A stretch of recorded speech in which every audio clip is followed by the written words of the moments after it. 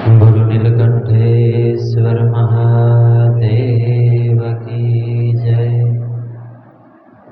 गजानन गणपति भगवान की जय। रामचंद्र भगवान की जय। पवन सुत हनुमान जी महाराज की जय। गजाननं भूत गणाधिसेवित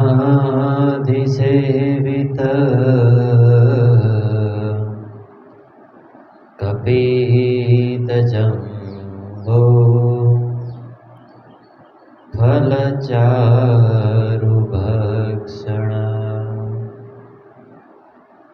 उमासुतं शोक विनाशकारक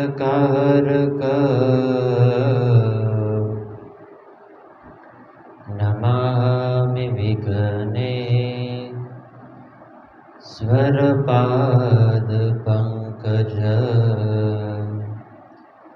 नमामि विघ्नेश्वरपादपङ्कज। ध्यानमूलं गुरुर्मूर्तिः पूजामूलं गुरुपद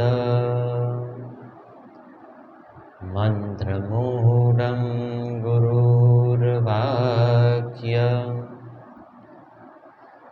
मोक्षमूलं गुरुकृपा। शङ्करं शङ्कराचार्यं केशवं बादरायणं शूद्रभास्य कृतो वन्दे भगवन्तो पुनः पुनः।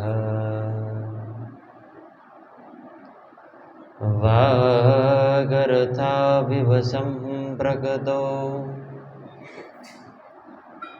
वागर्थाभिधिपतये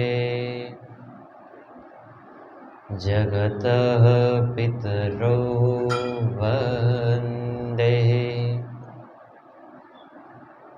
पार्वती परमेश्वर। वन्दे देवयुमापति सुरगुरु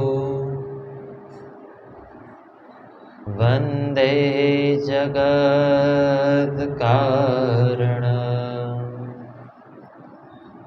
वन्दे पन्नगभूषणं मृगधरं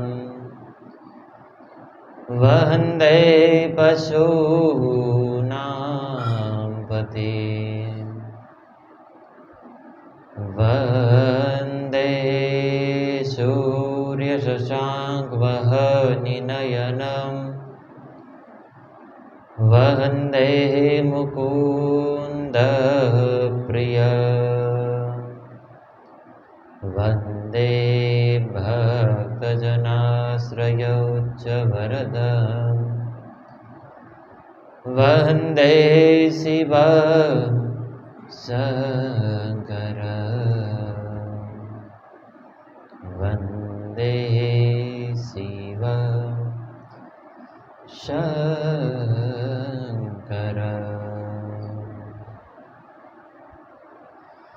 मनोजवं मारुततुल्यवेगं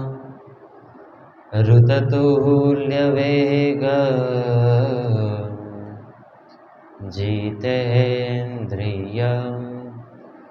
बुद्धिमतां वरिष्ठं वातात्मनं वा नरयूथमुखियः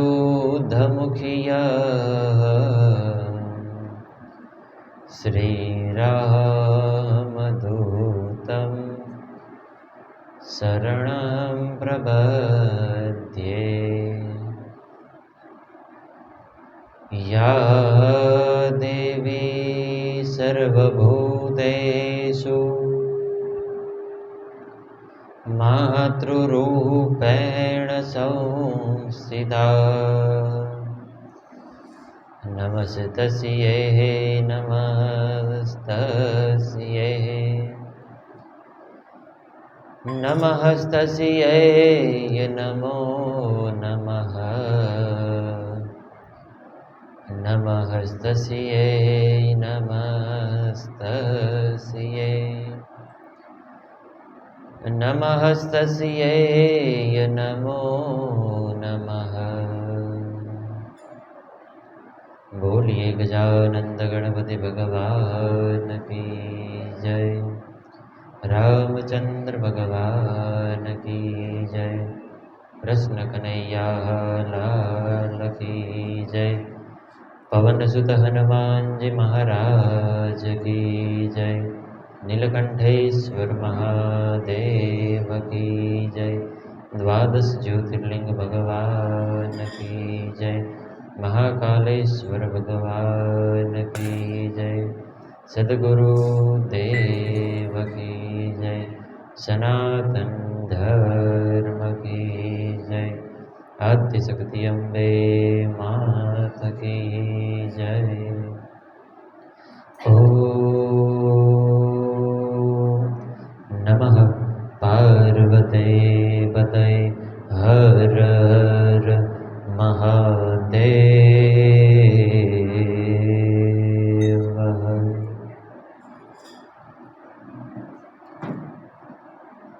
કથાનું આજનું આ છત્ર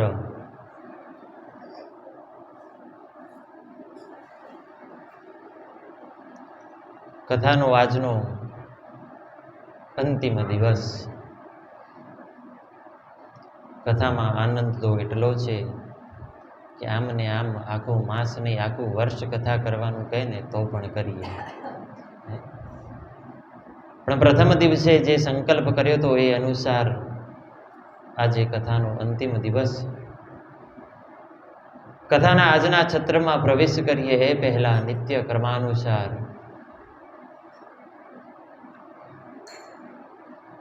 ભગવાન નીલકંઠેશ્વર મહાદેવના ચરણમાં વંદન કરી સદગુરુ ભગવાનના ચરણમાં વંદન કરી માં જગદંબા સરસ્વતીના ચરણમાં વંદન કરી ભગવાન વેદ વ્યાસજીના ચરણમાં વંદન કરી માતા પિતાના ચરણમાં વંદન કરી અને આપ સર્વજી શિવ ભક્ત પધાર્યા છો એમના હૃદય કમળની અંદર વિરાજમાન એવા પરમ શિવ તત્વના ચરણમાં વંદન કરી આજની આ દિવ્ય કથા ના દિવ્ય છત્રમાં પ્રારંભ કરીએ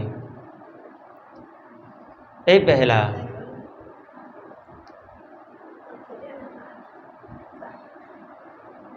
ગઈકાલની કથામાં આપણે ભગવાન મહાદેવના લિંગ સ્વરૂપ પૂજનનું વર્ણન સાંભળ્યું. ભગવાનના જ્યોતિર્લિંગ સ્વરૂપનું વર્ણન સાંભળ્યું અને એમાંથી દ્વાદશ જ્યોતિર્લિંગ અને એ 12 જ્યોતિર્લિંગમાંથી 6 જ્યોતિર્લિંગની કથા આપણે ગઈકાલની કથાના છત્રમાં આપણે શ્રવણ કર્યું. પાછળ જે શેષ 6 જ્યોતિર્લિંગ વધ્યા છે એમનું પૂજન એમનું કથન અને એમનું વર્ણન આજે આપણે આ કથામાં શ્રવણ કરવાનું છે.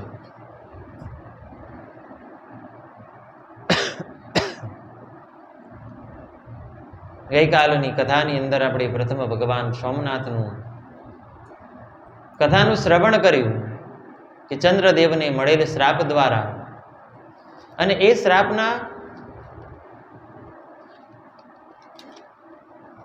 નિરૂપણ દ્વારા એ શ્રાપમાંથી ચંદ્રદેવને મુક્ત કરવા માટે ભગવાન સોમનાથ સ્વયં ત્યાં પ્રગટ થયા છે. બીજા નંબરે મલ્લિકાર્જુન જે ભગવાન કાર્તિકેયના દર્શન કરવા ભગવાન મહાદેવ અને જગદંબા માં પાર્વતી બંનેના સ્વરૂપ રૂપે જે ભગવાન પ્રગટ થયા છે એ ભગવાન મલ્લિકાર્જુનના આપણે મહાત્માનું, એમના મહાત્મયનું કથાનું આપણે શ્રવણ કર્યું. ત્રીજા નંબરે ભગવાન મહાકાલેશ્વર, કે જેનો કાળ ઉપર વિજય છે.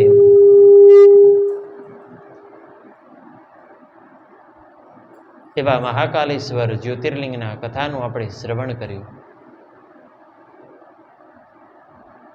ચોથા નંબરે ભગવાન ઓમકારેશ્વરના દિવ્ય કથાનું આપણે શ્રવણ કર્યું. પાંચમા નંબરે પૂજન એવા ભગવાન કેદારેશ્વર મહાદેવ, ભગવાન કેદારનાથ, જેની બે કથા છે કે ભગવાન વિષ્ણુ નરનારાયણ સ્વરૂપે પૂજન કર્યું, અને બીજી કથા છે પાંડવોની. એ બંને કથા આપણે ગઈકાલની કથાના છત્રમાં શ્રવણ કરી અને ભગવાન કેદારનાથનું આપણે અહીંયા બેઠા બેઠા દર્શન કર્યું. છઠ્ઠા નંબરે ભગવાન ભીમાશંકર, ભીમ નામના દૈત્યનો વધ કરી ભગવાન ત્યાં પોતાના લિંગ સ્વરૂપે પૂજન થયા, એ ત્યાં પ્રગટ થયા. એ ભીમાશંકર જ્યોતિર્લિંગ સ્વરૂપની કથા પણ આપણે ગઈકાલની કથામાં શ્રવણ કર્યું. એ 6 જ્યોતિર્લિંગની કથા જે આપણે ગઈકાલે શ્રવણ કરી, બાકી રહેલા 6 જ્યોતિર્લિંગની કથા આપણે આજે શ્રવણ કરીશું. એ કથાનું શ્રવણ કરીએ, એ કથા પ્રારંભ કરીએ એ પહેલા ભગવાન મહાદેવને જે સ્તોત્ર પ્રિય છે એવા જ્યોતિર્લિંગ સ્તોત્રનું ગઈકાલે પણ આપણે પાઠ કર્યો હતો. આજે પણ એ દિવ્ય સ્તોત્રનો આપણે પાઠ કરીએ. હરિ ઓમ સૌરાષ્ટ્રે સોમનાથમ ચ શ્રીશૈલે મલ્લિકાર્જુનમ ઉજ્જૈન્યામ મહાકાલમ ઓમકારમ અમલેશ્વરમ પરહલ્યામ વૈદ્યનાથમ ચ ઢાકિન્યામ ભીમાશંકરમ સેતુબંધે દુરામેશમ નાગેશમ દારુકાવને વારાણસ્યા તુ વિશ્વેશમ ત્રંબકમ ગૌતમી તટે હિમાલય તુ કેદારમ દુષ્મેશમ ચ શિવાલયે એતાની જ્યોતિર્લિંગાની સાયન પ્રાત પઠે નર સપ્તજન્મ કૃતમ પાપમ સ્મરણીયે ન વિનશ્યતિ. આવું ભગવાનનું આ દિવ્ય સ્તોત્ર. મીરભાઈ, પહેલી લાઈનમાં જે વાદળી ઇકોનું છે ને એ એકદમ ડાઉન કરી દો. ભગવાનના એવા દિવ્ય સ્તોત્રનું આપણે જે પાઠ કરીએ, એ પાઠ કરવાથી આ સ્તોત્રમાં ગઈકાલે પણ કહ્યું કે સાયન પ્રાત પઠે નર. ભગવાનનું જે આ સ્તોત્રનો સાંજે અને સવારે જે પાઠ કરે છે એના સર્વ પાપ દૂર થાય છે. 2 દિવસ પહેલાની કથામાં પણ મેં વર્ણન કર્યું હતું કે રાત્રિ દરમિયાન જે સ્વપ્નમાં પાપ થાય એ ભગવાનના પ્રાતઃ દર્શન કરવાથી મુક્ત થવાય. સંપૂર્ણ દિવસ દરમિયાન જે પાપ થાય એ ભગવાનના સાયનકાલે દર્શન કરવાથી મુક્ત થવાય. પણ આપ સર્વ તો કેટલા ધન્ય છો કે ભગવાનના 1 વખત નહીં, 2 વખત નહીં, નિત્ય 5 વખત દર્શન કરો છો. સવારમાં ભગવાન મહાદેવની જ્યારે આરતી થાય એમના દર્શન કરવા પધારો. બીજા નંબરે ભગવાનની મધ્યાહન સમયે આરતી થાય એ સમયે આપ પધારો. ત્રીજા સમયે ભગવાનના વાંગમય સ્વરૂપ એવા શિવ મહાપુરાણનો પાઠ થતો હોય એ સમયે પધારો. સાયન સમયે ભગવાનની જ્યારે સાંજની આરતી થાય એ સમયે પધારો. અને 5મું જ્યારે ભગવાનના કીર્તન રૂપી જ્યારે ભગવાનની ધૂન થાય એ સમયે આપ પધારો. આ 15 દિવસમાં આપ સર્વે ભગવાનની પંચવક્ત્ર પૂજા ભગવાનની 5 વખત પૂજા, ભગવાનના 5 વખત દર્શન કર્યા છે, ભગવાનના 5 વખત ગુણગાન ગાયા છે. ભગવાન મહાદેવના શ્રાવણ માસની અંદર જે 1 વખત પણ ગુણગાન ગાય દિવસ દરમિયાન, એમના પણ સર્વ પાપ બળીને ભસ્મ થાય છે. તો આપે તો 5 વખત ભગવાનના ગુણગાન ગાયા છે, તો આપના તો પાપ તો બળ્યા જ છે, પણ અનંત પુણ્યની પણ પ્રાપ્તિ થઈ હશે. કારણ કે શ્રાવણ માસની અંદર એ ભગવાનની કથા શ્રવણ કરવાનો એ મહિમા છે. શ્રાવણે શ્રવણમ શ્રેષ્ઠ. ભગવાન મહાદેવના જ્યોતિર્લિંગ રૂપે પૂજન આપણે જે કથન છે, જે કથા છે એ શ્રવણ કરીએ. 6 જ્યોતિર્લિંગની કથા નારદ મુનિએ શ્રવણ કરી, આ બાજુ સનત કુમારોએ શ્રવણ કરી. પ્રયાગ ક્ષેત્રની અંદર વિરાજમાન એવા સનકાદિક ઋષિગણોએ જ્યારે આ 6 જ્યોતિર્લિંગની કથાનું શ્રવણ કર્યું, એ સમયે સનકાદિક ઋષિગણોએ સૂત મહાપુરાણીને પ્રશ્ન કર્યો છે કે હે સૂત મહાપુરાણી, આપ તો પરમ શિવ ભક્ત છો, આપના જેવા પરમ ભક્ત અમે આજ દિન સુધી જોયા નથી. હે પ્રભુ, હે મહામુનિ, આપ અમને કૃપા કરી ભગવાનના જે જ્યોતિર્લિંગ છે એની સંપૂર્ણ કથા કહો. એમ કહેતા સૂત પુરાણીને સનકાદિક ઋષિગણો પ્રશ્ન કરે છે. ત્યારે સનકાદિક ઋષિ કહે છે કે પ્રભુ, આપે જે અમને 6 જ્યોતિર્લિંગની કથા સંભળાવી, અમે બીજા 6 જ્યોતિર્લિંગની કથા શ્રવણ કરવા માટે આતુર છીએ. ત્યારે સૂત પુરાણી સનકાદિક ઋષિગણોને, નંદિકેશ્વર મહારાજ છે એ સનત કુમારોને, અને બ્રહ્માજી છે એ નારદ મુનિને એ ભગવાનના આ દિવ્ય જ્યોતિર્લિંગ સ્વરૂપની કથાનું વર્ણન કરે છે. આપણે 7મા નંબરના જ્યોતિર્લિંગે એમના મહાત્મય, એમની કથાએ પહોંચ્યા છીએ. ભગવાનના 7મા નંબરનું જ્યોતિર્લિંગ એ છે કાશી વિશ્વનાથ. ભગવાન વિશ્વેશ્વર જેનો વાસ કાશીની અંદર છે, એવા એ દિવ્ય જ્યોતિર્લિંગ રૂપી ભગવાન કઈ રીતે પ્રગટ થયા એની કથાનું આપ શ્રવણ કરો. એક સમયે ભગવાન મહાદેવ ને આ સૃષ્ટિ જ્યારે ઉત્પન્ન કરવાનું મનની અંદર વિચાર થયો, સૃષ્ટિનું સર્જન કરવાનો મનની અંદર વિચાર થયો, એ સમયે ભગવાન મહાદેવે પોતાના એક શરીરમાંથી એક દિવ્ય પુરુષની ઉત્પત્તિ કરી. અને એ દિવ્ય પુરુષની અંદર ભગવાન મહાદેવે જ્યારે ઉત્પત્તિ કરી, ત્યારે એ શરીરની અંદર જગદંબાએ ચેતના પૂરી. અને એ શરીર, એ દિવ્ય પુરુષનું શરીર, એ દિવ્ય પુરુષ બીજું કોઈ જ નહીં પણ ભગવાન વિષ્ણુ સ્વયં છે. ભગવાન વિષ્ણુની ઉત્પત્તિ એ ભગવાન મહાદેવના શરીરમાંથી થઈ છે. ભગવાન મહાદેવે જ્યારે ભગવાન વિષ્ણુની ઉત્પત્તિ કરી, એમને આ ધરા ઉપર મોકલ્યા છે. અને આ ધરા ઉપર આવી જ્યારે ભગવાન વિષ્ણુ ભગવાન મહાદેવનું ઉપાસના કરવા માટે કોઈ સ્થાન નથી, સૃષ્ટિનું સર્જન કરવા માટે કોઈ સ્થાન નથી, સૃષ્ટિનું સર્જન કેવી રીતે કરવું એમનું એમને કોઈ જ્ઞાન નથી, એ સમયે ભગવાન મહાદેવની ઉપાસના કરે છે.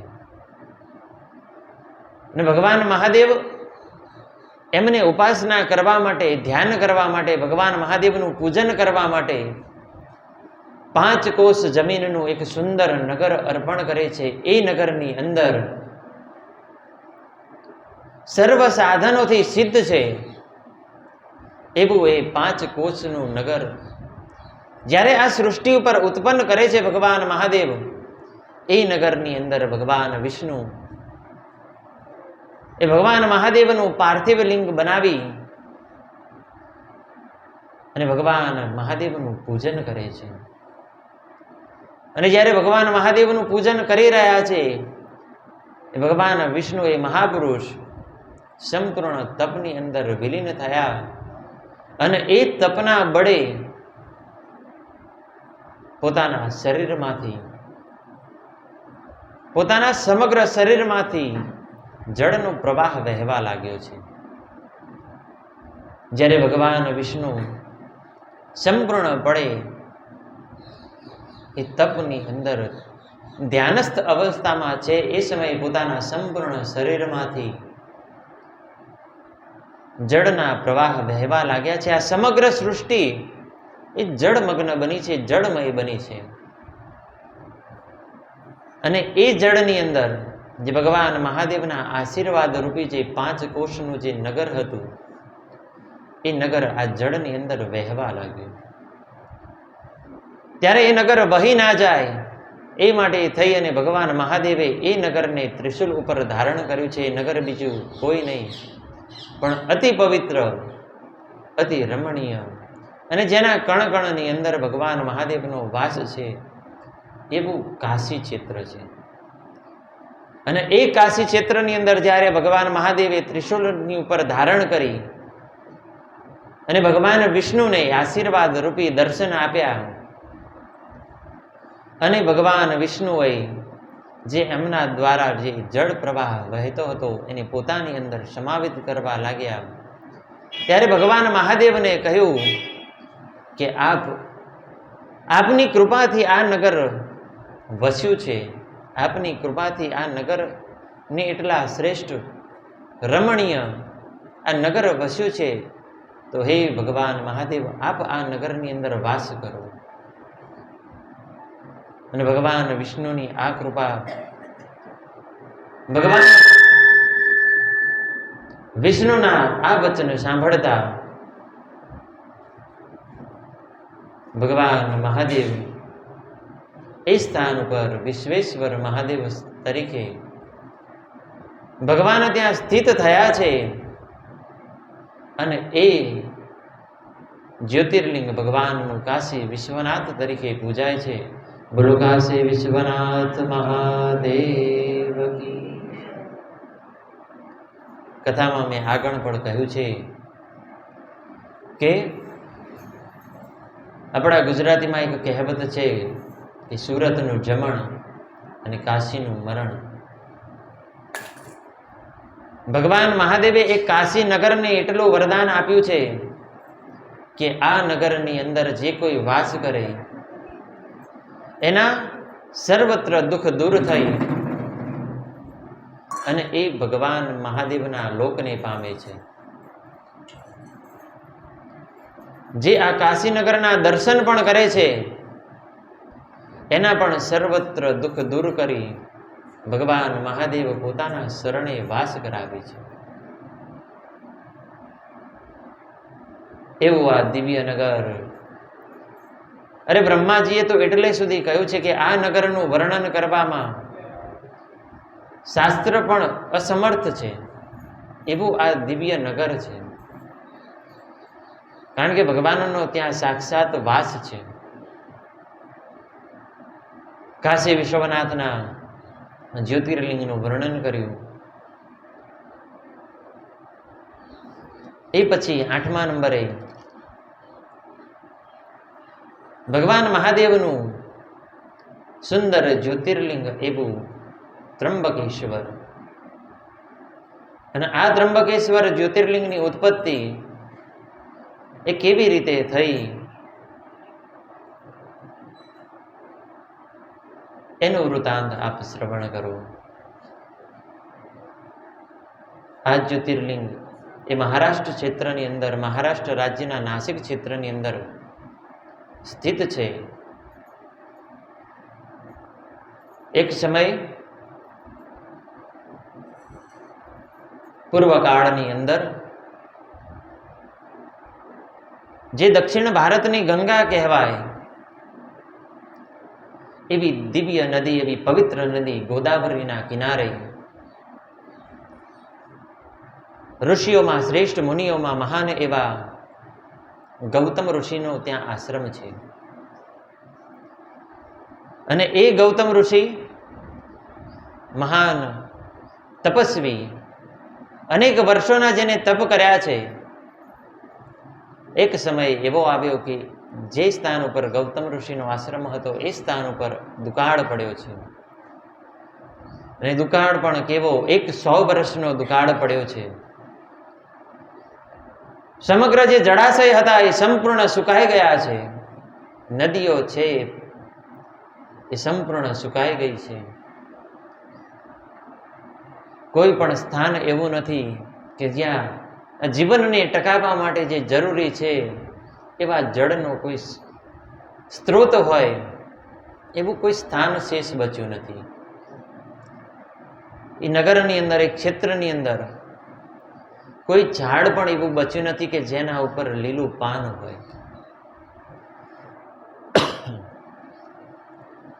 એવો ભયંકર દુકાળ પડ્યો છે. ત્યારે એ દુકાળમાંથી મુક્ત થવા માટે આ ગૌતમ મુનિએ ભગવાન વરુણનું ધ્યાન કરી, ભગવાન વરુણની ઉપાસના કરી, ભગવાન વરુણને પ્રસન્ન કરવા માટે તપ કર્યું છે. અને આ તપ જ્યારે ગૌતમ મુનિએ કર્યું, અનેક વર્ષો બાદ જ્યારે વરુણ ભગવાન ગૌતમ મુનિ ઉપર પ્રસન્ન થયા છે, ત્યારે ગૌતમ મુનિ વરુણ દેવ પાસે માગ્યું છે કે આ સૃષ્ટિ ઉપર આપ વરસાદ કરાવો, આપ વર્ષારૂપી આશીર્વાદ આપો. ત્યારે વરુણ દેવે કહ્યું છે કે સૃષ્ટિ ઉપર વરસાદ કરવો એ દેવની કૃપા છે. દેવના વચને બંધાઈ અને હું આ સૃષ્ટિ ઉપર એ વર્ષા ઋતુ લાવું છું, એમાં મારું કોઈ બળ ચાલે નહીં. આપ જો માંગવા ચાહતા હોય તો આપ કોઈ જળનો એવો સ્ત્રોત માગો કે જેનાથી આપના આ ક્ષેત્રની અંદર જે દુકાળ પડ્યો છે એ દુકાળનો નાશ થાય. ત્યારે ગૌતમ ઋષિ કહે છે કે મને કોઈ એવા અવિરત વહેતા સ્તોત્ર, અવિરત વહેતું કોઈ જળનો પ્રવાહ આપ મને અર્પણ કરો કે જેને કરી આ ક્ષેત્રમાં જે દુકાળ છે એ દૂર થાય. ત્યારે વરુણ દેવ એ ગૌતમ મુનિના વચને બંધાય છે. એમને વરદાન રૂપી કહે છે કે આપ જે પણ કાંઈ ક્ષેત્રમાં જે કાંઈ જળાશય મને ખોદીને આપશો એની અંદર હું જળ પૂરીને આપીશ, એ અખંડ રહેશે, એ અવિરત વહેતું રહેશે. ગૌતમ મુનિ પાસે તત્કાલ સમયે કોઈ ઉપાય ન હતો, માટે પોતાના હાથ વડે ખાડો ખોદવા લાગ્યા અને પોતાનો હાથ જ્યાં સુધી પહોંચતો હતો ત્યાં સુધી એમણે ખાડો ખોદી અને વરુણદેવને કહ્યું છે કે આ સ્તોત્રની અંદર, આ જળાશયની અંદર આપ જળ અર્પણ કરો અને જેને લઈ આ સમગ્ર ક્ષેત્રનો છે એ દુષ્કાળ છે, જે અકાળ છે એ દૂર થાય. વરુણ ભગવાન એમને દિવ્ય જળ અર્પણ કર્યું છે. એ જળ એ ખાડાની અંદર જ્યારે અર્પણ કર્યું એમાંથી પ્રવાહ વહેવા લાગ્યો. ગૌતમ મુનિના તપને લઈ એમની ખ્યાતિ થવા લાગી. દરેક નગરજનો એમનો જય જયકાર કરવા લાગ્યા, કારણ કે એમના તપના બળે આ નગરની અંદર જે દુકાળ પડ્યો હતો એ ભગવાન વરુણની કૃપાથી દુકાળ છે નષ્ટ થયો છે. સર્વ નગરજનો એ જે જળાશય હતું ત્યાં નિત્ય પોતાના ગૃહે જે જરૂર હોય એ પ્રમાણે પાણી ભરવા માટે આવતા. એક સમય એવો બન્યો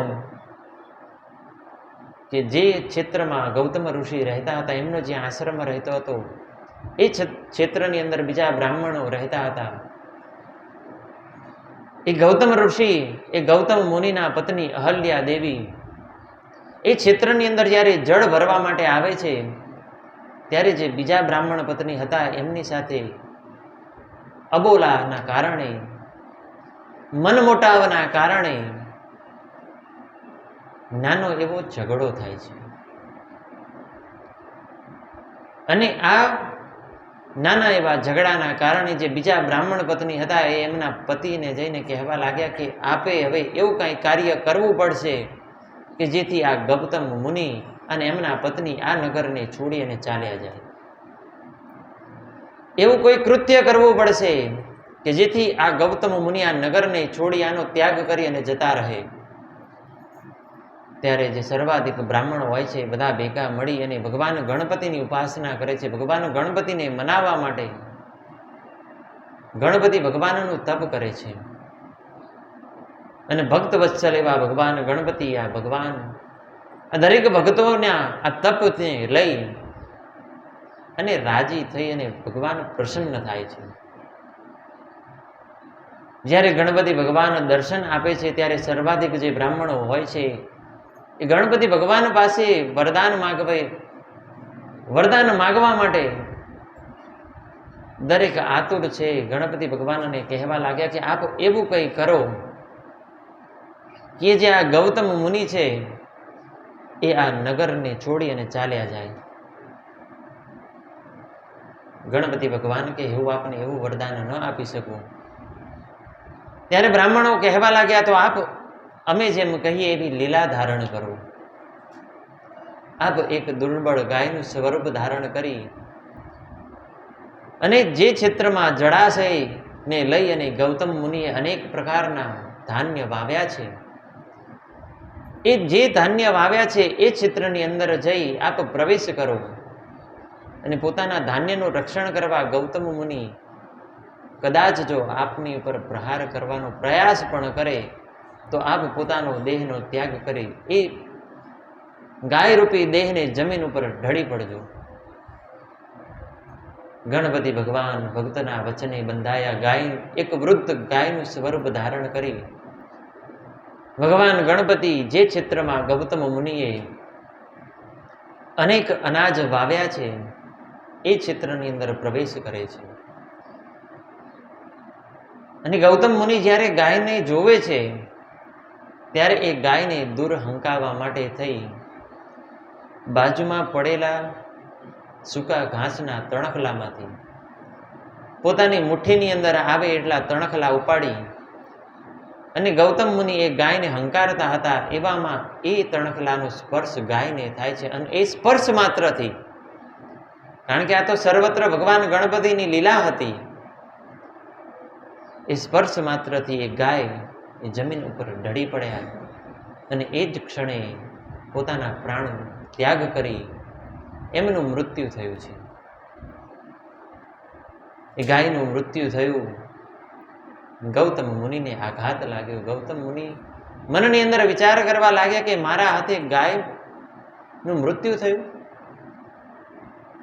અરે એટલું જ નહીં, જે બ્રાહ્મણો ભગવાન ગણપતિનું તપ કરી અને ગૌતમ મુનિનો આ ક્ષેત્રમાંથી નિષ્કાસ્ય કરવા માટે, એમને ભગાડવા માટે, એમને બહાર કાઢવા માટે થઈ અને એમને જે આ સમગ્ર પ્રપંચ રચ્યું હતું એ સર્વ બ્રાહ્મણો આવી, એમણે બ્રાહ્મણ પત્નીઓ આવી નગરના જનોને બોલાવીને કહેવા લાગ્યા કે આ ગૌતમ મુનિ જેને આપણે મહાન ગણતા હતા એમને તો ગૌ હત્યા કરી છે. અને ગૌ હત્યા કરનારનું જો મુખ પણ આપણે દર્શન કરીએ તો જે વસ્ત્ર ધારણ કર્યા હોય એની સાથે 9 વખત સ્નાન કરવું પડે. માટે આ મુનિનો ત્યાગ કરો, એમને આ નગરમાંથી બહિષ્કાર કરો. આવા અનેક કટુ વચનો ગૌતમ મુનિને જ્યારે સાંભળવા મળ્યા એટલે ગૌતમ મુનિ એ નગરનો ત્યાગ કરી અને નગરની બહાર આવેલ એ બ્રહ્મગીરી પર્વત ઉપર જઈ અને ભગવાન મહાદેવની ઉપાસના કરવા માટે એક પાર્થિવ લિંગનું એમને નિર્માણ કર્યું છે. કથાની અંદર જ્યાં જ્યાં પાર્થિવ લિંગનો શબ્દ સંભળાય એ પાર્થિવ લિંગ એટલે પાર્થેશ્વર ભગવાન. માટીમાંથી બનાવેલ લિંગનું પૂજન, એ લિંગનો મહિમા એટલો અપાર છે. કળિયુગની અંદર જો પાર્થિશ્વર ભગવાનનું પૂજન કરવામાં આવે એ સાક્ષાત જ્યોતિર્લિંગ સ્વરૂપ પૂજન ગણવામાં આવે છે. ગૌતમ મુનિએ પણ ભગવાન મહાદેવની ઉપાસના માટે સુંદર પાર્થિવ લિંગનું નિર્માણ કરી અને ભગવાનની પૂજા કરવા લાગ્યા. ભગવાનને રીઝવવા માટે, ભગવાનને પ્રસન્ન કરવા માટે તપ કરવા લાગ્યા. અત્યારે જે ભગવાન મહાદેવનું જે ત્રંબકેશ્વર ક્ષેત્ર છે, પૂર્વકાળની અંદર એ બ્રહ્મગીરી પર્વત ઉપર સ્થિત હતું. એ 700 પગથિયાનો એ બ્રહ્મગીરી પર્વત હતો. એની ઉપર ભગવાન ત્રંબકેશ્વર બિરાજમાન હતા. પણ પછી ભગવાન મહાદેવની કૃપાથી અત્યારે જે સ્થાન ઉપર બિરાજમાન છે, જ્યારે ગૌતમ મુનિ ભગવાનનું અનેક વર્ષો સુધી તપ કર્યું, ત્યારે ભગવાન મહાદેવ એમના ઉપર પ્રસન્ન થયા અને પ્રસન્ન થઈ એમને કહેવા લાગ્યા કે આપની આ પૂજાથી, આપના આ તપથી હું પ્રસન્ન થયો. ત્યારે ભગવાન મહાદેવના ચરણમાં વિનંતી કરતા કહેવા લાગ્યા કે ભગવાન, મને ગૌ હત્યાનું પાપ લાગ્યું છે. આપ જો મારી આ પૂજનથી પ્રસન્ન થયા હોય, આપ જો આ મારા તપથી રાજી થયા હોય, તો મને એ ગૌ હત્યાના પાપમાંથી મુક્ત કરો. ત્યારે ભગવાન મહાદેવ જે સમગ્ર લીલા ભગવાન ગણપતિએ કરી હતી, એ સમગ્ર લીલા એ ગૌતમ મુનિને કહે છે. ત્યારે ગૌતમ મુનિ કહે, ભલે એ ભગવાનની લીલા હોય, પણ આપ મારા ઉપર જો પ્રસન્ન થયા હોય તો આપ અહીંયા જ્યોતિર્લિંગ સ્વરૂપે પ્રગટ થાઓ. ત્યારે ભગવાન મહાદેવ ત્યાં જ્યોતિર્લિંગ સ્વરૂપે પ્રગટ થયા છે. અને એ ત્રંબકેશ્વર ભગવાન નું એક લિંગ નથી, 3 લિંગ છે. એ ખાડાની અંદર 3 લિંગ, 3 દેવ જે આપણા બ્રહ્મા, વિષ્ણુ અને મહેશ, એ ત્રિદેવ સ્વરૂપે ત્યાં જ્યોતિર્લિંગ સ્વરૂપે ભગવાન મહાદેવ ત્યાં પ્રગટ થયા છે. અને ગૌતમ મુનિ જ્યારે જ્યોતિર્લિંગ સ્વરૂપે ભગવાન પ્રગટ થયા, એમની પૂજા ઉપાસના કરી અને શિવલોકને જ્યારે એ પામ્યા, ત્યારે સર્વાધિક દેવોએ ભગવાન મહાદેવનો જય જયકાર કર્યો છે. જે જ્યોતિર્લિંગ સ્વરૂપે ભગવાન પ્રકટ થયા છે, એનો જય જયકાર કર્યો છે. બોલો ત્રંબકેશ્વર ભગવાન કી. ભગવાનનું એવું આ 8મું જ્યોતિર્લિંગ, 9મા નંબરના જ્યોતિર્લિંગની અંદર આવે છે વૈદ્યનાથ. વૈદ્યનાથ જ્યોતિર્લિંગ ની સ્થાપના, એમની ઉપાસના એ કેવી રીતે થઈ, એ સનકાદિક ઋષિગણો શુદ્ધ પુરાણીને પ્રશ્ન કરે છે. આ વૈદ્યનાથ જ્યોતિર્લિંગની પુરાણની અંદર આમ તો 2 કથા વર્ણિત છે. પહેલી કથા એવી છે કે પૂર્વકાળની અંદર એ મૃકંડ નામના એક ઋષિ થયા અને એમના પુત્ર એ માર્કંડ્ય, જે જન્મની સાથે જ અલ્પ આયુષ્ય, કહેતા ઓછું આયુષ્ય ધરાવનાર હતા. એવી જ્યારે એ માર્કંડ્યને ખબર પડી, ત્યારે પોતાના પિતાની આજ્ઞા લઈ, પોતાના પિતાની રજા લઈ, એમના આશીર્વાદ લઈ અને ભગવાન મહાદેવનું તપ કરવાનો એ નિર્ણય કરે છે. અને એમના પિતા પણ કહે છે કે આપને જે આ અલ્પ આયુ મળ્યું છે, આપ જો ભગવાન મહાદેવના શરણે જશો તો આ અલ્પ આયુમાંથી તમને પૂર્ણ આયુ અવશ્ય મળશે. ત્યારે ભગવાન મહાદેવની ઉપાસના કરવા માટે સુંદર પાર્થિવ લિંગનું નિરૂપણ કરી એ માર્કંડ્ય ઋષિ જ્યારે ભગવાન મહાદેવનું તપ કરતા હતા, ત્યારે જે આ 7 ઋષિઓ એ માર્કંડ્ય ઋષિને એ છે મૃત્યુંજય મંત્ર નો જાપ કરવા માટે પ્રેરિત કરે છે. એ મૃત્યુંજય મંત્ર કયો? ઓમ મૃત્યુંજય મહાદેવ ત્રાહિ મામ શરણાગતમ જન્મ મૃત્યુ જરાહર વ્યાધિ પીડિતમ કર્મ બંધને. મંત્રની અંદર કહ્યું કે મૃત્યુંજય મહાદેવ, હે ભગવાન મહાદેવ, હે મૃત્યુંજય દેવ, મૃત્યુંજય મહાદેવ ત્રાહી મામ શરણાગત, જન્મ મૃત્યુ જરાર વ્યાધિ. હે પ્રભુ, હું ત્રાહી મામ પોકારું છું, આપ મારા ઉપર કૃપા કરો અને મને આ જન્મ અને મૃત્યુના બંધનમાંથી મુક્ત કરો. જન્મ મૃત્યુ જરા વ્યાધિ પીડિત કર્મ બંધને, મારા ઉપર જે આ જન્મ મૃત્યુની જે પીડા છે એમાંથી હે ભગવાન મહાદેવ મને મુક્ત કરો. અને માર્કંડેય મુનિએ જ્યારે આ દિવ્ય મંત્રની ઉપાસના કરી છે, ભગવાન મહાદેવનું એમને અખંડ તપ કર્યું છે. નિયત જે સમય હતો એ સમયે જ્યારે એમનું આયુષ્ય અલ્પ થવાનું હતું, એમનું જે અલ્પ આયુષ્ય પૂર્ણ થવાનું હતું, એ દિવસે યમના દૂત એમને લેવા માટે આવે છે અને એમના આત્માને લઈ જવા માટે જ્યારે યમના દૂતો પાસને ફેંકે છે, પાસને એમના શરીરથી બાંધી યમના દૂતો જ્યારે ખેંચી રહ્યા હતા, ત્યારે એ માર્કંડેય ઋષિ જે શિવલિંગની એમને સ્થાપના કરી હતી એમને બાથ ભળી અને ભગવાન મહાદેવનો જય જયકાર, ભગવાન મહાદેવનો જાપ કરવા લાગ્યા છે. આ મૃત્યુંજય મંત્રનો જાપ કરવા લાગ્યા છે. અને જ્યારે માર્કંડેયની આવી ઉપાસના જોઈ, ભગવાન મહાદેવ જ્યારે ભગવાન આ માર્કંડેય મુનિનું આવું તપ જોયું, એટલે ભગવાન મહાદેવ પ્રસન્ન થઈ અને માર્કંડેય મુનિને દર્શન આપ્યા છે. અને એટલું જ નહીં, યમના દૂતો જે માર્કંડેય મુનિના આ શરીરને યમપાસ વડે બાંધી અને એમના આત્માને મુક્ત કરવા માટે આવ્યા હતા, એમને પણ કહ્યું કે જે મારા સાનિધ્યમાં આવે અને જે આ જાપનો ઉપાસના કરે એનું અલ્પ આયુષ્ય હોય એ પણ હું પૂર્ણ કરું છું. માટે આપ એના આ દેહને છોડી અને પોતાના યમપુરીમાં પધારો. ત્યારે ભગવાન મહાદેવને પ્રાર્થના કરતા માર્કંડેય મુનિ કહેવા લાગ્યા કે પ્રભુ, આપની કૃપાથી મને પૂર્ણ આયુષ્ય મળ્યું છે, માટે આપ આ લિંગની અંદર સ્થાપિત થાવ. એ ભગવાન વૈદ્યનાથ તરીકે ભગવાન સ્થિત થયા છે. અને પુરાણોમાં બીજી કથા એવી છે કે એક સમયે રાવણને મનની અંદર ભગવાન મહાદેવને રીઝવવાની એને અભિલાષા થઈ. મનની અંદર ભગવાન મહાદેવને પ્રસન્ન કરવાની એને ઉપાસના કરવાની જાગૃતિ થઈ. ત્યારે હિમાલય ક્ષેત્રની અંદર જઈ રાવણે ભગવાન મહાદેવનું ખૂબ કઠોર તપ કર્યું છે.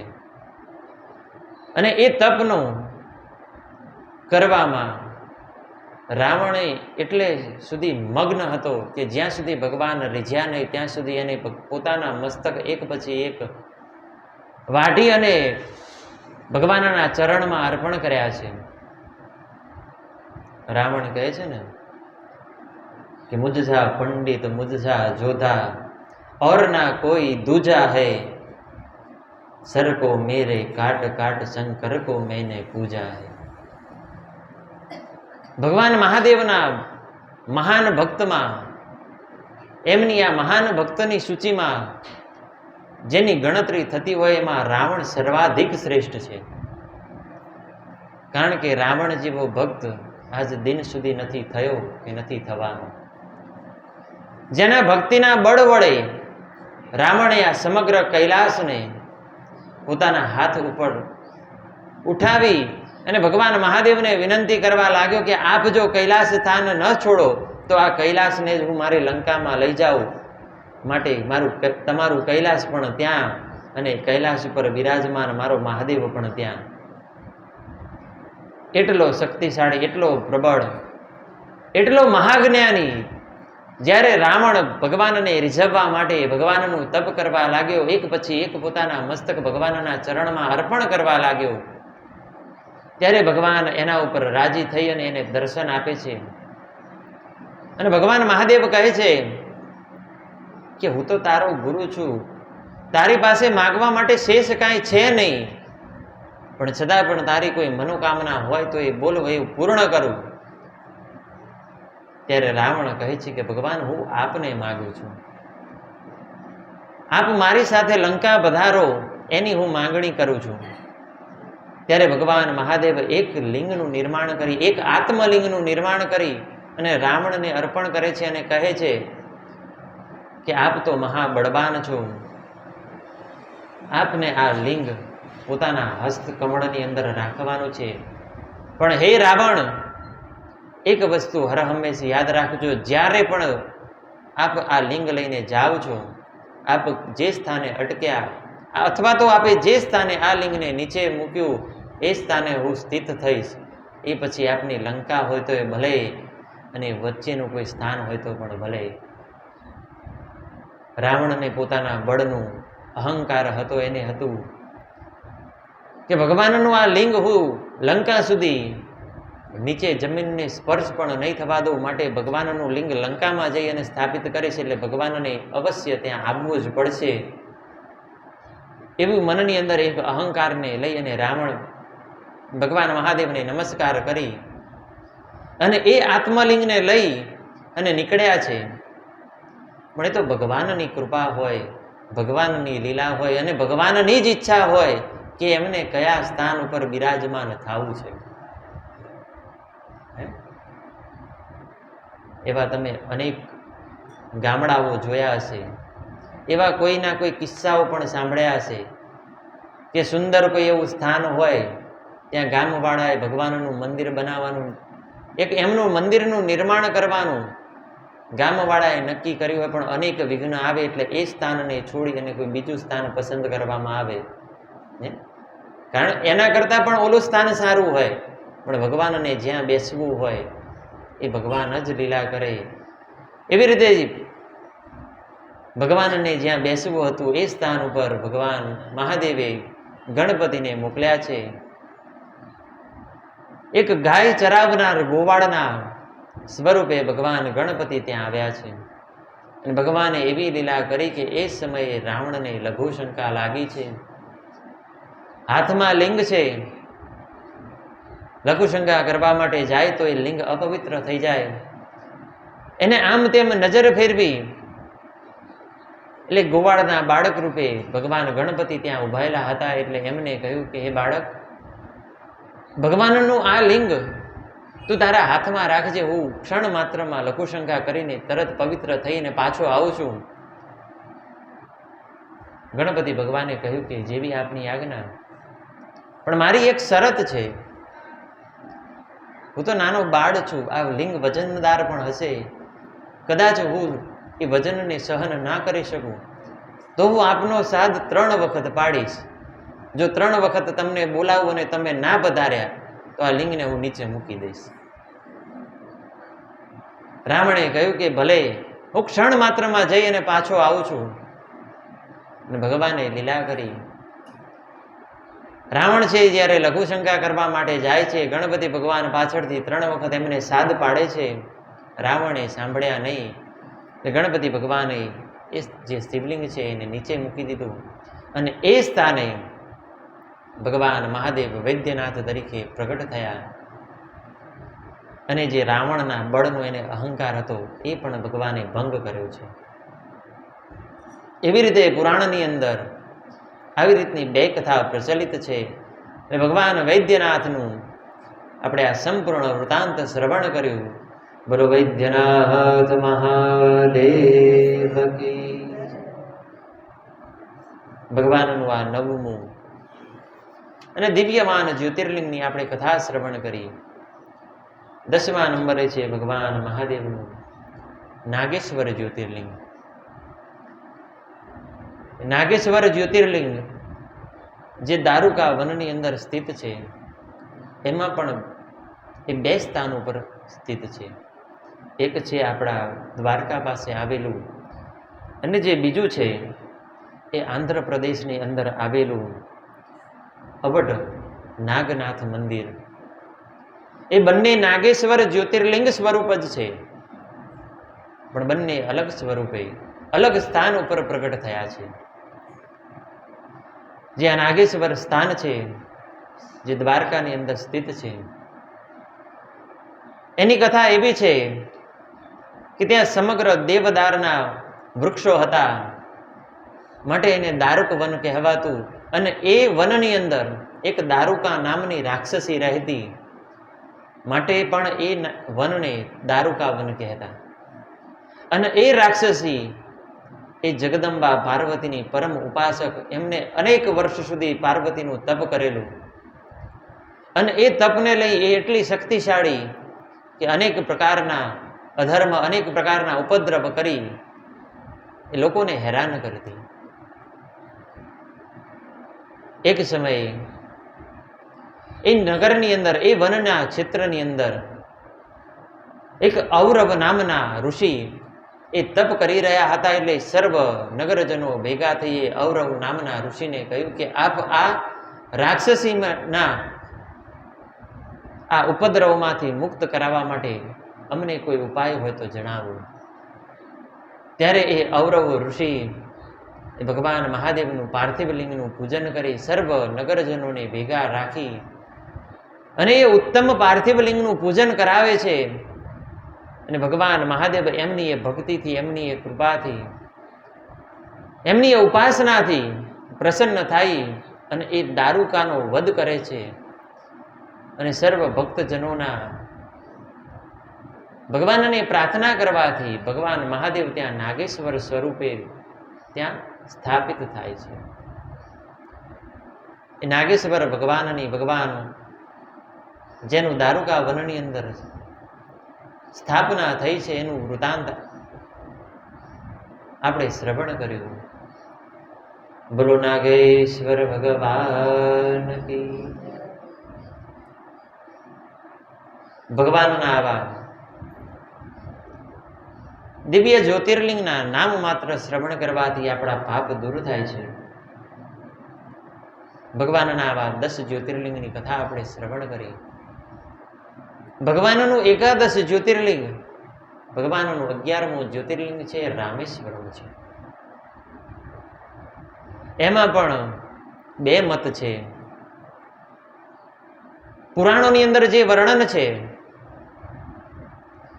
એમાં એવું કહેવામાં આવે છે કે જ્યારે રામચંદ્ર ભગવાન વનવાસની અંદર હતા, રાવણે સીતાજીનું હરણ કરી લંકામાં લઈ ગયા.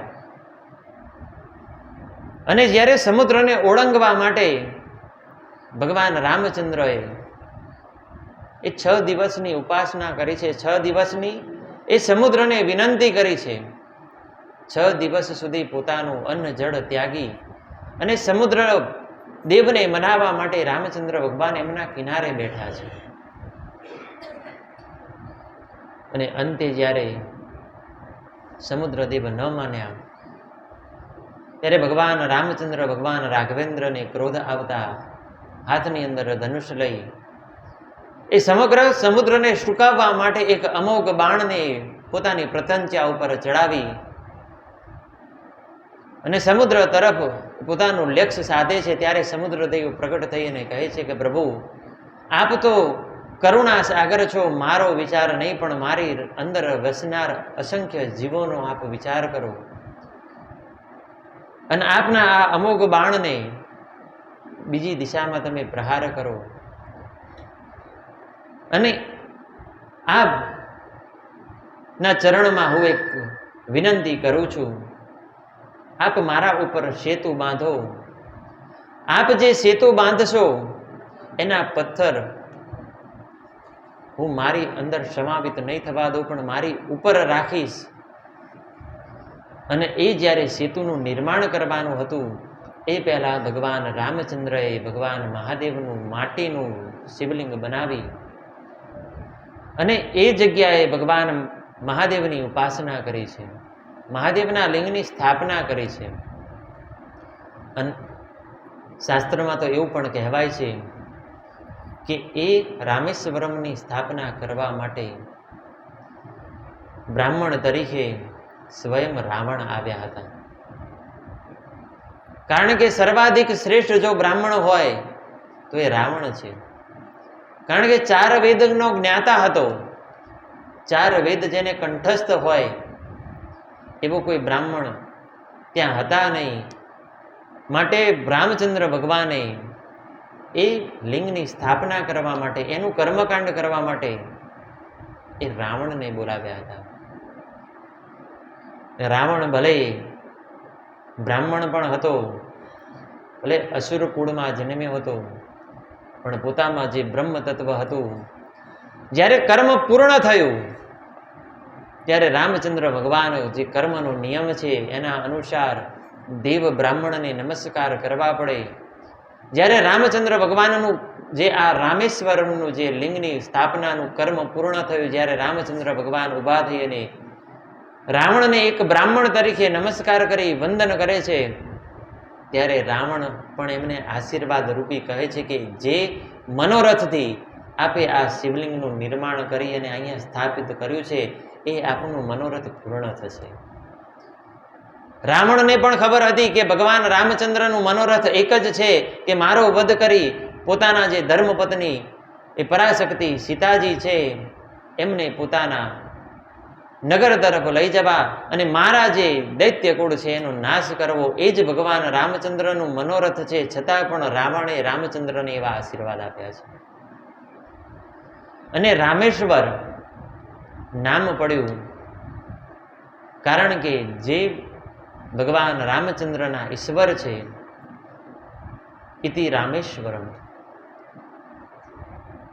અને જે ચિત્રમાં રામેશ્વરમ છે એ ચિત્રના જે સ્થાનિક ગ્રંથો છે એમાં એવું પણ વર્ણન છે કે જ્યારે ભગવાન મહાદેવની ઉપાસના કરી અને રામચંદ્ર ભગવાન સેતુ બાંધી લંકા પર યુદ્ધ કરી પોતાનો વિજય મેળવી અને પાછા ફરે છે, ત્યારે એ ભગવાનની પ્રાણ પ્રતિષ્ઠા કરે છે.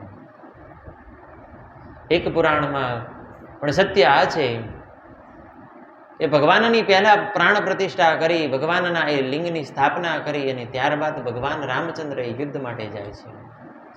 અને ત્યાં આવેલું ક્ષેત્ર પણ તમે કદાચ કોઈ ગયા હોય, ધનુષકોડી, ત્યાં સાગર પણ બે ભાગમાં વિભાજિત છે. એક ભાગ છે એ પ્રવાહયુક્ત છે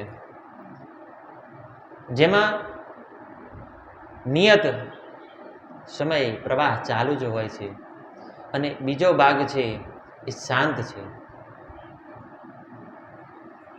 એ પણ દર્શાવે છે, પ્રકૃતિ પણ દર્શાવે છે કે અહીંયા બંને તત્વ બિરાજમાન છે. ભગવાન રામચંદ્ર પણ બિરાજમાન છે અને ભગવાન મહાદેવ પણ બિરાજમાન છે.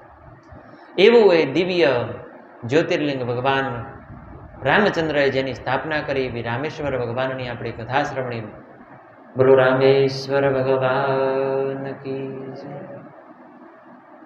દ્વાદશ જ્યોતિર્લિંગ એવું છેલ્લું જ્યોતિર્લિંગ એવું દુષ્મેશ્વર મહાદેવ. આ કથા તો ખૂબ પ્રચલિત છે. આપ સર્વે આ કથા તો કોઈના કોઈ સ્થાને સાંભળી જ હશે.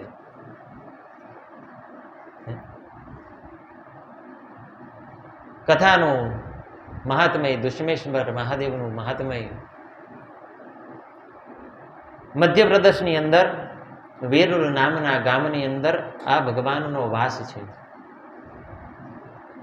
અને એ નગરની અંદર એક સુશર્મા નામનો બ્રાહ્મણ રહેતો હતો, અને એ બ્રાહ્મણના પત્નીનું નામ છે સુદેહા. એ સુદેહા અનેક પ્રકારના પૂજન ઉપાસના કરતા, અનેક પ્રકારની ધન સંપદા છે,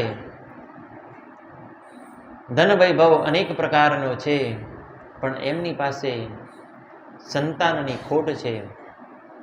માટે જે આ સુદેહા છે એ અનેક વર્ષ બાદ એમના પતિ પરમેશ્વર જે આ સુશર્મા છે એમને કહે છે કે આપ મારી બહેન એ દુશ્મા સાથે આપ વિવાહ કરો, એને જો પુત્રની પ્રાપ્તિ થાય તો આપણો વંશ તો આગળ વધશે ને. એની વાત માની સુશર્માએ દુશ્મા સાથે વિવાહ કર્યા. થોડા વર્ષ બાદ દુશ્માને પુત્ર પણ થયો. પુત્ર ધીમે ધીમે મોટો થયો. પુત્ર જ્યારે વિવાહને યોગ્ય થયો એના વિવાહ પણ કરાવ્યા.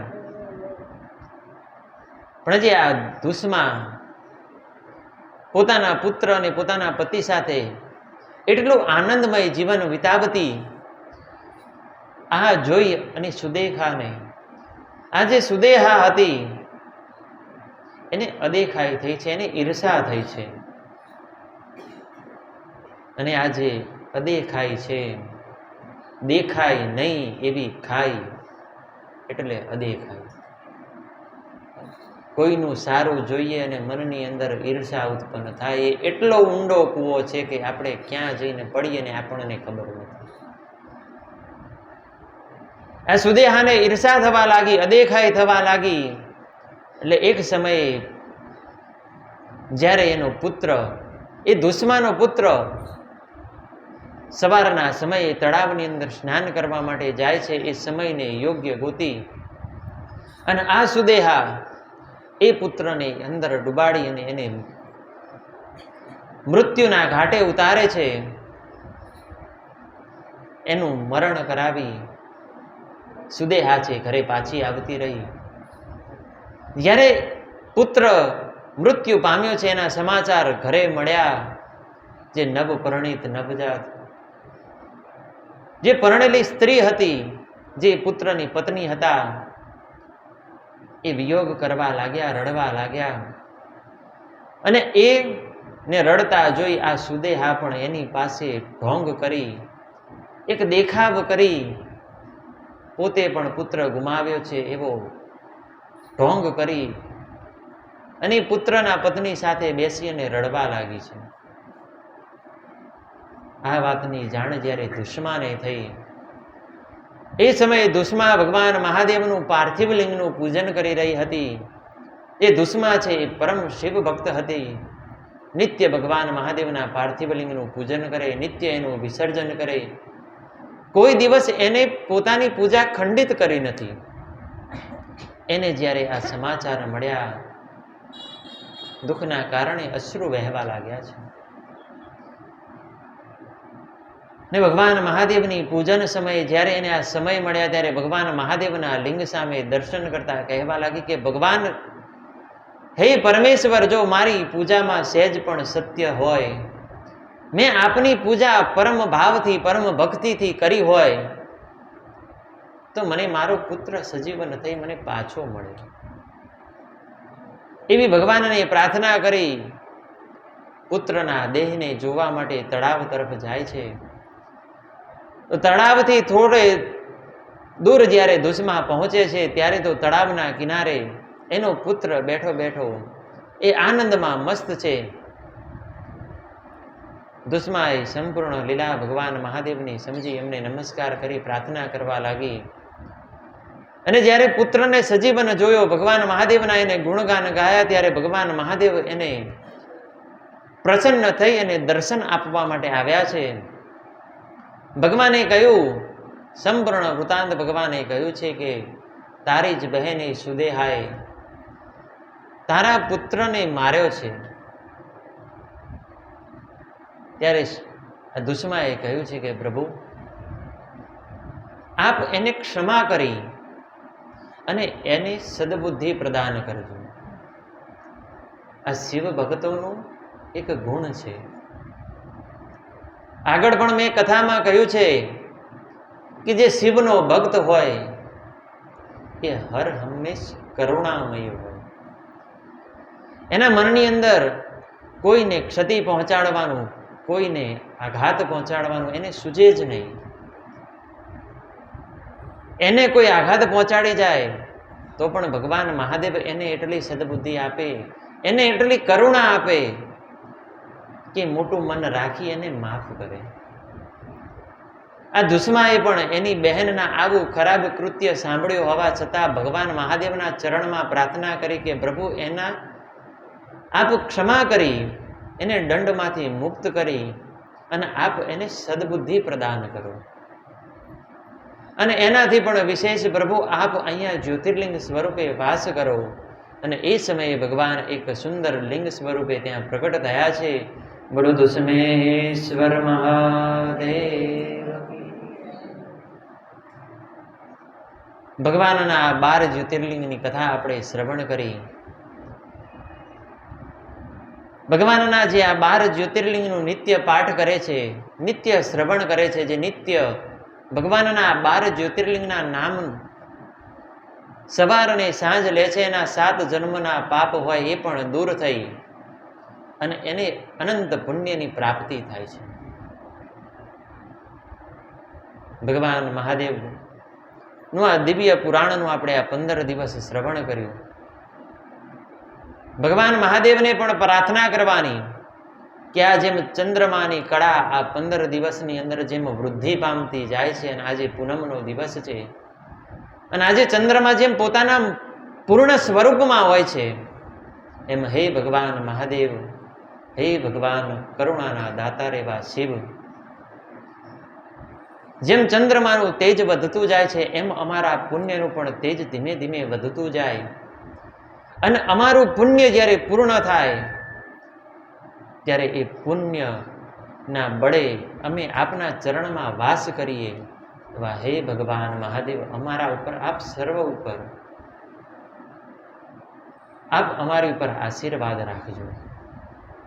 કારણ કે જો ભગવાનની કૃપા હોય, કથાના પ્રારંભમાં પણ મેં કહ્યું હતું કે ભગવાનના આશીર્વાદ, ભગવાનની કૃપા હોય, આપણા અનેક જન્મના જે પુણ્ય છે એ એકત્રિત થયા હોય ત્યારે જ આપણને આવું સુંદર પુરાણ શ્રવણ કરવાનો એક અવસર મળે છે.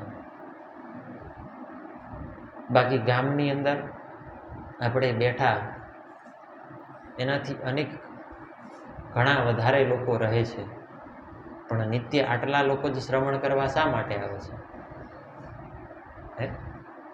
કારણ કે ભગવાન મહાદેવની કૃપા છે, ભગવાન મહાદેવના આશીર્વાદ છે. જેની ઉપર આશીર્વાદ હોય એને જ મનની અંદર વિચાર આવે કે આપણે કથા શ્રવણ કરવા માટે જઈએ. બાકી જેની ઉપર ભગવાનની કૃપા ના હોય એ ઘરના અનેક કામો ગણાય રાખે, મારે ફલાણું કામ છે, મારે ફલાણે જવાનું છે. અરે આવો અવસર, સામે ચાલીને ગંગા આવી હોય અને આપણે ઘરની અંદર મોઢું ધોવા જઈએ, આ આવેલ ગંગામાં સ્નાન કરવાના બદલે ઘરની અંદર મોઢું ધોવા જઈએ તો આપણે કેવા કહેવાઈએ? મૂર્ખ કહેવાય ને. ભગવાન મહાદેવને પ્રાર્થના કરવાની કે આવા રૂડા અવસર અમને પ્રદાન કરતા રહેજો, અને આ અવસરને લઈ જે કંઈ પુણ્ય મળ્યું છે અમે તમારા ચરણમાં અર્પણ કરીએ છીએ, અને આ જીવ હર હંમેશ શિવના આશ્રય રહે, હર હંમેશ શિવના ગુણ ગાતા રહે. એવા હે પ્રભુ મહાદેવ, આપ અમારી ઉપર કૃપા કરજો. અને આપ સર્વ વધાર્યા છો, મારાથી સર્વ વડીલ છો. આ 15 દિવસની કથા દરમિયાન કદાચ મારાથી વ્યાસપીઠ ઉપરથી કાંઈ બોલાઈ ગયું હોય અને એ શબ્દને લઈ આપને જો આઘાત લાગ્યો હોય તો આપનો બાળ સમજી મને ક્ષમા કરજો. યથાશક્તિ જે ભગવાનના ગુણગાન, ભગવાનની ઈચ્છા દ્વારા, ભગવાનના આશીર્વાદ દ્વારા જે મને ભગવાને બોલાવરાવ્યા છે એ હું આપની સમક્ષ બોલ્યો છું. કદાચ એમાં કોઈ ઓછું વધારે બોલાયું હોય, મારી પહેલી કથા છે અને આપનો બાળક છું, આશીર્વાદ મારી ઉપર રાખજો, અને કદાચ મારાથી કંઈ બોલાઈ ગયું હોય તો મને ક્ષમા કરજો. ભગવાન મહાદેવની પણ ક્ષમા યાચના કરતા સર્વ બે હાથ જોડી નમસ્કાર કરી ભગવાન મહાદેવની પણ ક્ષમા યાચના કરીએ. કારણ કે ભગવાન મહાદેવ, આપણે ત્રિપુરાસુરના વદની અંદર પણ શ્રવણ કર્યું કે અનંત પાપ કર્યા હોય પણ એ જે 3 દૈત્ય હતા ભગવાનની પૂજા કરે, ભગવાનના શરણે જાય એટલે એમના અનંત પાપ હતા એ પણ બળીને ભસ્મ થઈ જતા. ભગવાન મહાદેવને પ્રાર્થના કરીએ કે આ 15 દિવસ દરમિયાન કથા શ્રવણ કરવામાં કે કથા બોલવામાં કોઈ જે નિયમ પાડવામાં અમે અસમર્થ રહ્યા હોય અને કદાચ કોઈ જાણે અજાણે અમારાથી પાપ થયું હોય તો હે ભગવાન અમને પાપમાંથી મુક્ત કરી આ જે સુંદર અમને અવસર મળ્યો એવા સુંદર અવસર અમને તમે પ્રદાન કરતા રહેજો. હરિ ઓમ. આવાહનમ ન જાનામિ ન જાનામિ તવાહર્ચનમ પૂજામ ચૈવ ન જાનામિ ક્ષમસ્વ પરમેશ્વર. મંત્રહીનમ ક્રિયાહીનમ ભક્તિહીનમ સુરેશ્વર. યદ પૂજિતમ મયા દેવ પરિપૂર્ણમ તદસ્તુ મે. त्वमेव माता च पिता त्वमेव त्वमेव बन्धु च सखाः त्वमेव त्वमेव विधियाः द्रविणं त्वमेव त्वमेव सर्व मम देव देव। बोलो नीलकंठेश्वर महादेव।